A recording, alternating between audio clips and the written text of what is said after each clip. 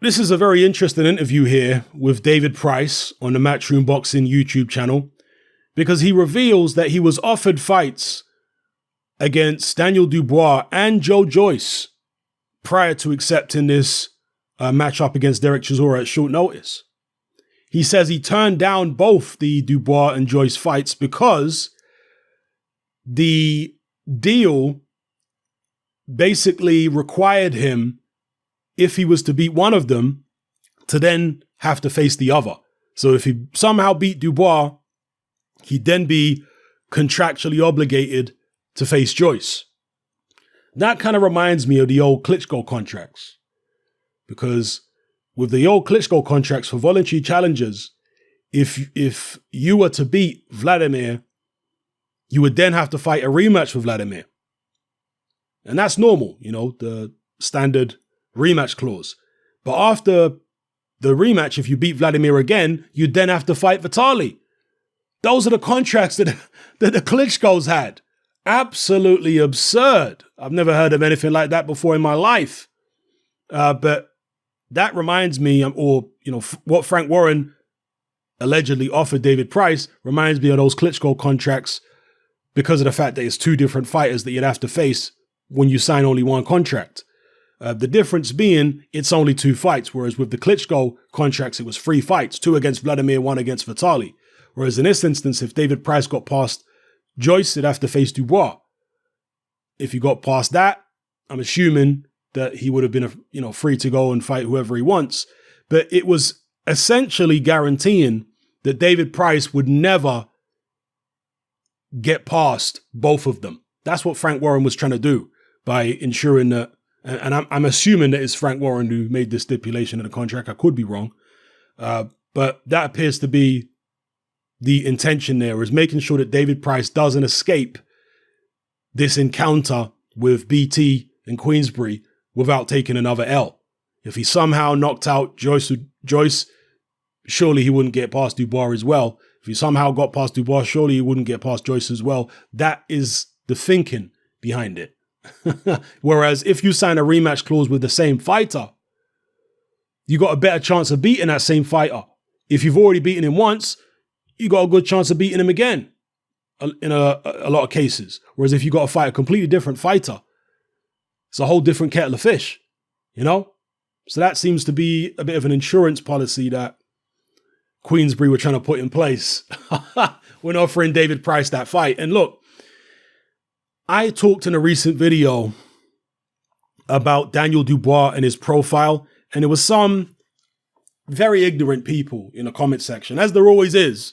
You always get some ignorant people, the majority of people not so much, but some ignorant people. And they couldn't understand why I was talking about Daniel Dubois' profile and comparing it to Anthony Joshua's profile. Well, it's very simple.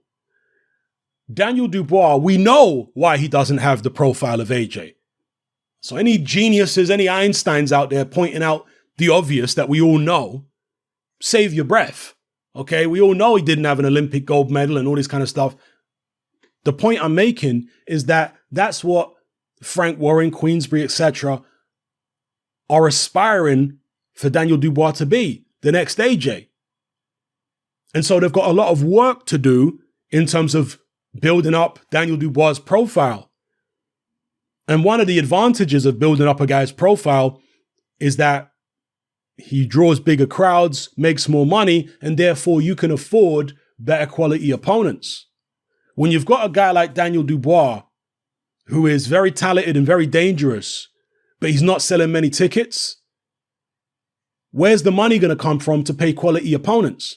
Where's the motivation for, former world champions or fringe contenders, etc., to want to fight Dubois?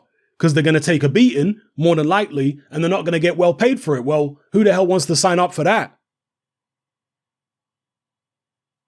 There needs to be an incentive. There needs to be an amount of money which makes it worth them taking that risk or worth them taking that beating to give Daniel Dubois the experience and all that he needs.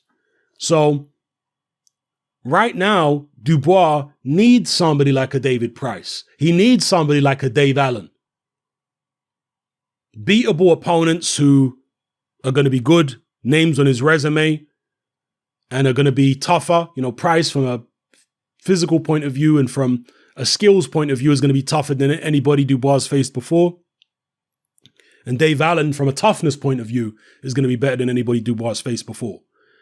He would be favored, obviously, to beat both those guys, but they would be the biggest names that Dubois had on his resume, and they would help build his profile in the UK. That's what it's all about. That's what they're trying to do with him. So, as I said in a recent video, I think Frank Warren might have to take a hit in the pocket when it comes to paying Dave Allen what he wants to be paid, or paying David Price what he wants to be. He might just have to take that hit in the pocket. He's done it before many times, Frank Warren. He's admitted that he's taken losses on shows because he's investing in certain fighters. I mean, Eddie Hearn has recently admitted to doing it with Callum Smith. Callum Smith's upcoming fight. Eddie Hearn's basically admitted he's going to take a loss on that show. But he did it to try and, keep Smith within his stable and stop him going to PBC or wherever. So, yeah, that's my take on the offers that David Price says he received to fight Joyce and Dubois, and particularly with Dubois.